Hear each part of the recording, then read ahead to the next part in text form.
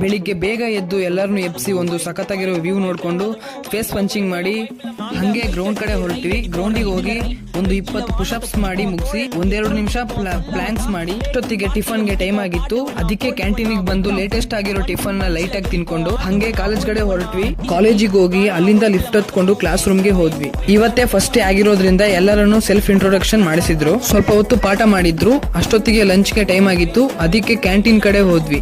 ಕ್ಯಾಂಟೀನ್ಗೆ ಹೋಗಿ ಚಪಾತಿ ಅನ್ನ ಸಾಂಬಾರ್ನ ಚೆನ್ನಾಗಿ ಬ್ಯಾಟಿಂಗ್ ಮಾಡ್ಕೊಂಡು ಹಂಗೆ 2 ಲೋಟ ಮಜ್ಜಿಗೆ ಕುಡ್ಕೊಂಡು ಹಾಸ್ಟೆಲ್ ರೂಮ್ ಬಂದ್ವಿ. ಸ್ನಾಕ್ಸ್ ಟೈಮ್ ಆಗಿತ್ತು. ಅದಕ್ಕೆ ಸ್ನಾಕ್ಸ್ ತಿನ್ಕೊಂಡ್ ಬರೋಣ ಅಂತ ಕ್ಯಾಂಟೀನ್ಗೆ ಹೋದ್ವಿ.